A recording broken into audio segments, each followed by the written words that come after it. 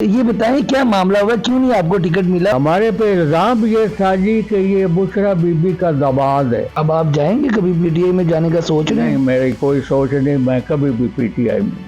نواز شریف صاحب اگلے prime minister ہیں، آپ کو اب لگتا ہے؟ بنانے والوں کو پتا ہوا جی، مجھے کیا پتا ہے گئے تو صاف نظر آ رہا ہے کہ انہی کے لیے ماحول بنایا جا رہا ہے۔ السلام علیکم ناظرین، میں ہوں آپ کا میزبان علی طارق اور آپ دیکھ رہے ہیں کیپٹل ٹی وی۔ ہمارے ساتھ پاکستان مسلم لیگ کے جو قائد ہیں میاں محمد نواز شریف، ان کے بڑے قریبی ساتھی عطا مانیکا صاحب موجود ہیں۔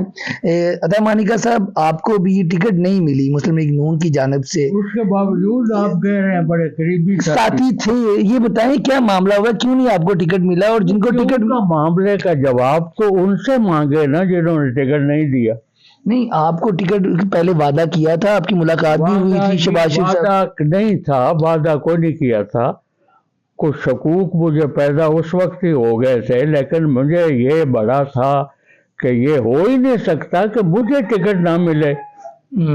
یہاں سے اس حلقے سے جہاں سے 3 بار مسلسل میں ایم پی اے ہوا ہوں اور 2 دفعہ کاف لیگ کی ٹکٹ پہ، ٹھیک ہے، نون لیگ کے خلاف، تیسری دفعہ نون لیگ کی ٹکٹ پہ، اور زندگی میں اگر ٹکٹ لی ہے نون لیگ کی، یا نیپال پور میں ایم این اے اور ایم پی اے جیتا نون لیگ کی ٹکٹ کے خلاف، یہاں 2 دفعہ ایم پی اے جیتا پاک پتن میں نون لیگ کی ٹکٹ کے خلاف، تیسری دفعہ میں نے ٹکٹ لی اور جیتا الیکشن۔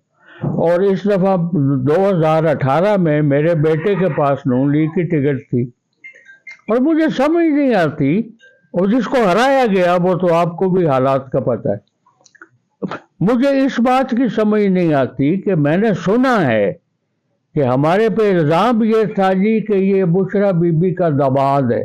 نہیں تو پھر بشرا بی بی کے دیور جو تھے ان کو تو ٹکٹ دونوں کو مل گئی، تو داماد کو نہیں ملی، دیور کو ملی؟ داماد کو نہیں ملی، اور میرا مطلب ہے داماد کا رشتہ ہمیشہ باپ کی نسبت سے پہچانا جاتا ہے کہ یہ فلانے کا داماد ہے۔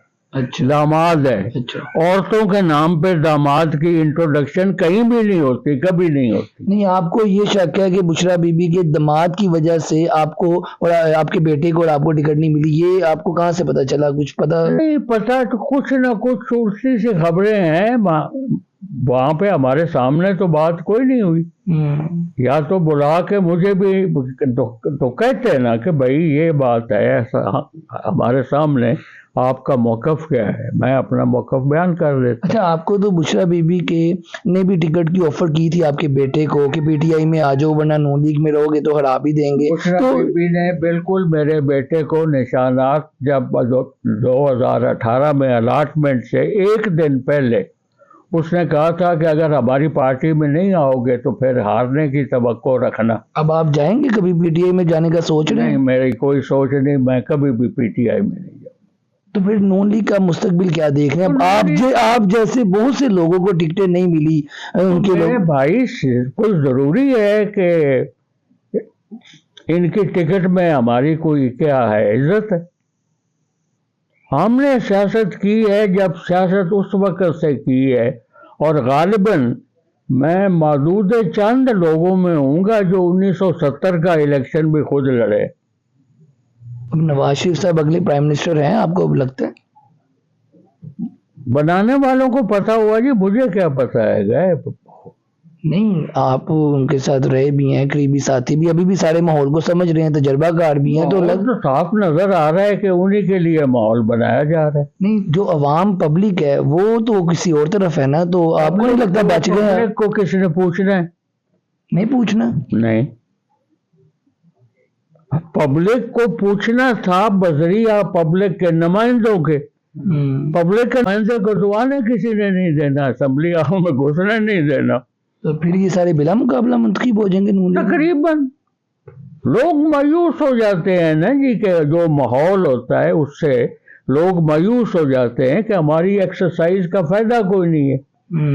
میں آپ کو سناتا ہوں پیر صاحب پگاڑا مرحوم کا ایک انٹرویو کا۔ اس نے کہا جی آپ الیکشن آتے ہیں، نومینیشن پیپر فائل کر دیتے ہیں، اور اس کے بعد آپ گھر بیٹھے رہتے ہیں، کہیں آتے جاتے نہیں ہیں۔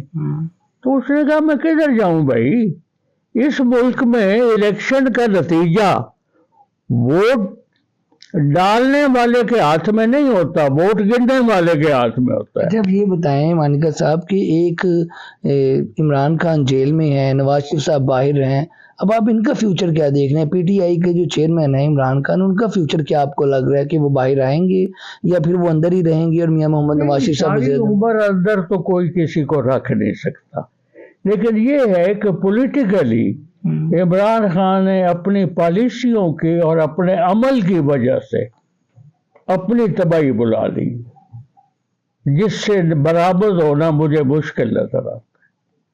आने वाले इलेक्शन के बाद भी उनके लिए कोई रास्ता नहीं? बाद तो फिर नून लीग ही अब रहेगी मतलब? मेरा मतलब है फिलहाल तो गलियां उमर सुंजियां बिच मिर्जा यार फेरे नून लीग ही है।